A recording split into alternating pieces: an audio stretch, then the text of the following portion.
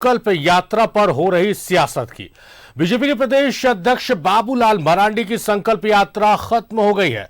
समापन समारोह में बीजेपी के राष्ट्रीय अध्यक्ष जेपी नड्डा भी शामिल हुए, लेकिन अब इस पर राजनीति तेज है।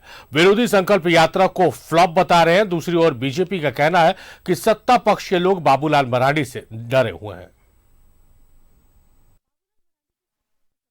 समापन हो गया। कार्यक्रम में राष्ट्रीय अध्यक्ष जेपी नड्डा ने शिरकत की।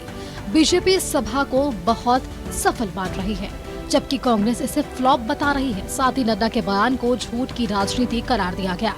नड्डा ने कहा था कि 2 सालों से सरकार आवास का पैसा खर्च नहीं कर पा रही है। तो इस तरह झूठ जो है बोलते हैं कि सरासर झूठ है, और जो भारतीय जनता पार्टी जो है झूठ की ही राजनीति करती है। अगर दिया है तो एक भी प्रमाण देते, अगर जिद देते तो फिर हम काहे चिट्ठी लिखते हैं। इसलिए ये बात में सत्यता कुछ है ही नहीं। और देखिए 2023-24 का पैसा नहीं आया। संकल्प सभा के भव्य आयोजन पर बीजेपी में काफी खुशी है। बीजेपी का मानना है कि सत्ता पक्ष बीजेपी से डरी हुई है और डर के कारण उल्टी सीधी हरकतें भी कर रही है। परेशान क्यों है बाबूलाल जी के नाम से? क्यों पर झूठ मूठ का वीडियो जारी करके वो पहले जो कुर्सियां खाली थी उसको वीडियो में क्यों चला रहे हैं? परेशान है कि नहीं? बाबूलाल जी का प्रभाव है कि नहीं है? वो जेएमएम के आचरण से पता चलता है, कांग्रेस के आचरण से पता चलता है। बाबूलाल मरांडी जी इस राज्य के सर्वमान्य नेता हैं। चुनाव आने वाले हैं। जनता को अपनी ओर करने के प्रयास सभी दल कर रहे हैं और ऐसे में आरोप प्रत्यारोप तो लगने तय हैं। इसलिए कोई इसे फ्लॉप तो कोई बहुत सफल बता रहा है। रांची से कैमरामैन कैश के साथ राजेश कुमार और विपिन उपाध्याय की रिपोर्ट।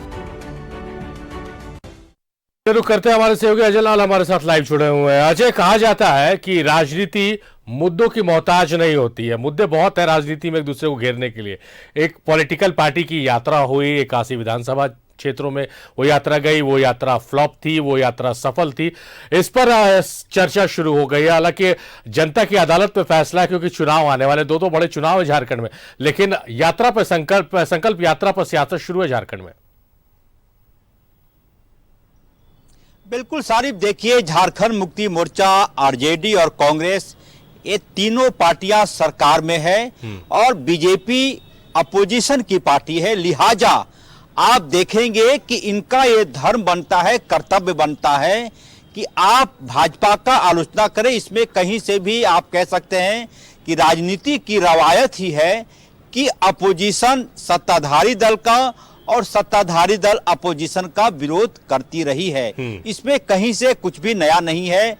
अब 2 दिन पहले का ही वाकया ले लें कि भारतीय जनता पार्टी के राष्ट्रीय अध्यक्ष जेपी नड्डा रांची आए थे। उतना बड़ा कद, यदि वो केंद्र सरकार की उपलब्धियां ही गिनाना शुरू करते तो 2-3 घंटे का वक्त वो ले सकते थे, लेकिन सीधे सीधे राज्य सरकार पर हमला, वह भी कौन? भारतीय जनता पार्टी, विश्व की सबसे बड़ी पॉलिटिकल पार्टी के राष्ट्रीय अध्यक्ष।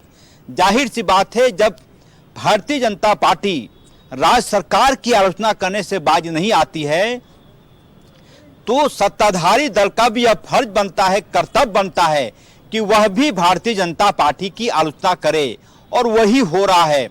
बाबूलाल मरांडी की जो संकल्प यात्रा थी 16 अगस्त से शुरू हुई थी।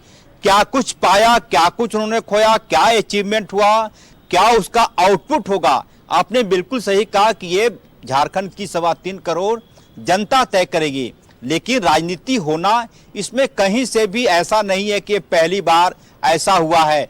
अब कई यात्राओं का चर्चा करेंगे। इससे पहले आपको आंध्र प्रदेश में वहां के मुख्यमंत्री ने यात्रा की थी। अब से कुछ महीने पहले राहुल गांधी की भारत यात्रा थी, उस पर भी राजनीति हुई।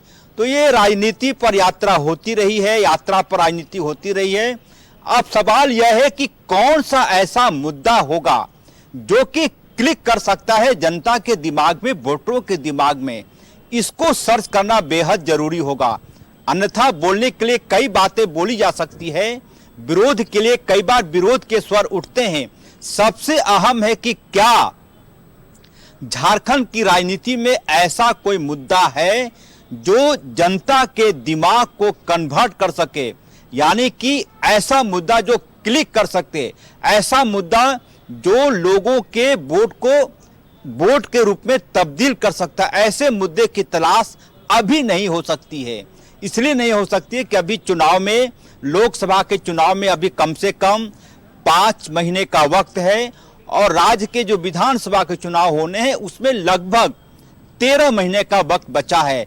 और राजनीति के बारे में यह भी कहा जाता है कि मुद्दे अचानक से बन जाते हैं और वो लोगों के बीच सर्कुलेट भी हो जाता है। और अभी का जो दौर चल रहा है सारिफ, ये दौर एक दूसरे को विरोध के लिए विरोध हो रहा कि आप हमारे हर घर जो मुख्यमंत्री की यात्रा शुरू होने वाली है इसी 15 नवंबर के बाद से, उस पर भी राजनीति होगी। मुख्यमंत्री इससे पहले यात्रा करते रहे हैं, सरकार आपके द्वार, उस पर भी भारतीय जनता पार्टी के लोग बोलते रहे हैं कि मुख्यमंत्री को जाना पड़ रहा है लोगों के बीच, अफसर क्यों नहीं जाते लोगों के यहाँ। फिर बाबूलाल की यात्रा शुरू हुई, उस पर भी राजनीति हो रही है।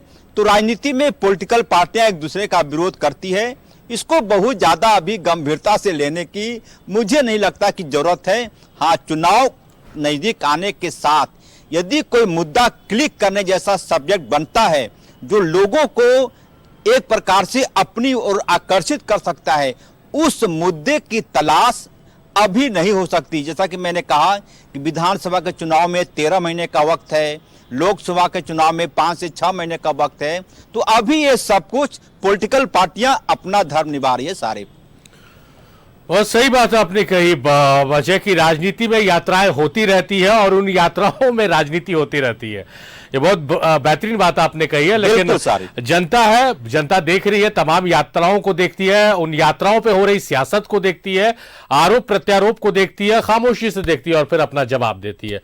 चलिए, उम्मीद करते हैं कि जनता इस बार भी तमाम यात्राओं को और उन पर हो रही राजनीति को देख रही है और माकूल जवाब देगी, चाहे किसी के पक्ष में भी।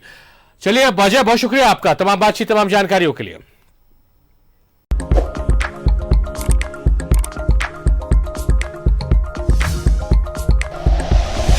Like and share videos, subscribe करें हमारा चैनल और प्रेस करें बेल आइकॉन। न्यूज़ 11 भारत, सच है तो दिखेगा।